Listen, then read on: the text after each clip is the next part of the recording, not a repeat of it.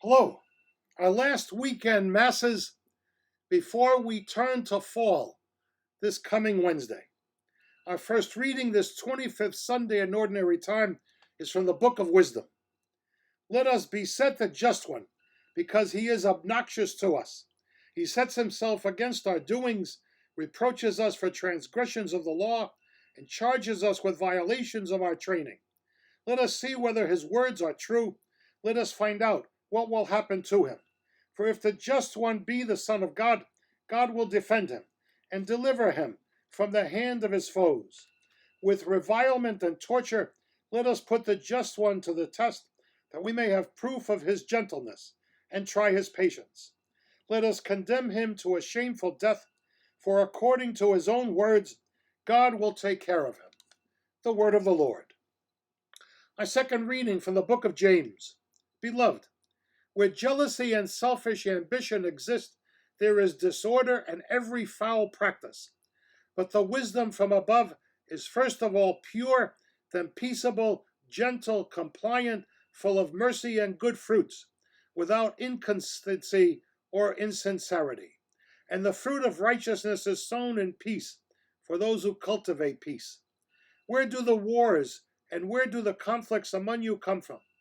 Is it not from your passions that make war within your members? You covet but do not possess. You kill and envy but you cannot obtain. You fight and wage war. You do not possess because you do not ask. You ask but do not receive because you ask wrongly, to spend it on your passions. The word of the Lord. Lord be with you. A reading from the Holy Gospel according to Mark. Jesus and his disciples left from there and began a journey through Galilee, but he did not wish anyone to know about it. He was teaching his disciples and telling them, "The Son of Man is to be handed over to men, and they will kill him. And there, 3 days after his death, the Son of Man will rise." But they did not understand the saying, and they were afraid to question him. They came to Capernaum, and once inside the house, he began to ask them, "What were you arguing about on the way?" But they remained silent. They had been discussing among themselves on the way who was the greatest. Then he sat down, called the 12, and said to them, "If anyone wishes to be first, he shall be the last of all, and the servant of all." Taking a child, he placed it in their midst, and putting his arms around it, he said to them, "Whoever receives one child such as this in my name receives me, and whoever receives me receives not me, but the one who sent me." The Gospel of the Lord. From our youth, we're taught to be number one, the best in everything. The only way is the winning way. We need to be first in sports, first in school grades, first in line before others, first one out of the parking lot, and in places like Massachusetts where I lived, and all the roads go into one rotary, and they all have yield signs, it's the first one that makes it through that rotary and out alive that wins. Our desire to dominate others is deep within our subconscious. Shows on TV like Big Brother teach us that we have to win at all costs, no matter what it takes and no matter who gets hurt.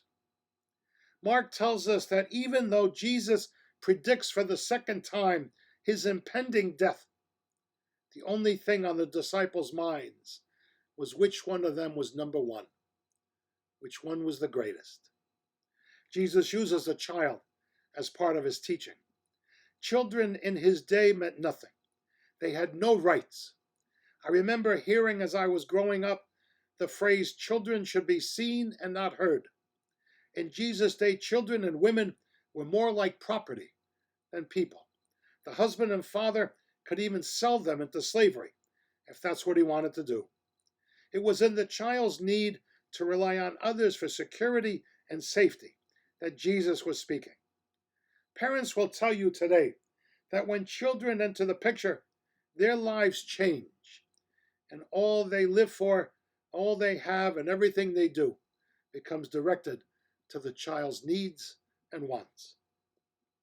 It is that lesson, people, of reliance that Jesus is presenting to his disciples. They need to be completely reliant on Him and live to care for others in their lives, not on who's number one. It is no wonder that vocations in this world are so often empty. People don't want to live in service for others. Careers like nursing or clergy are in many cases left void because there's no one interested. In many of the Protestant churches around me in Troy, I remember they had a hard time even finding a pastor because their pastor either died or retired, and there was no one willing to take the place. Our lives, people, it's not about power. It's not about being the greatest or being number one. If we wish to follow Jesus, we must be ready and willing to serve others. God bless. Have a good week.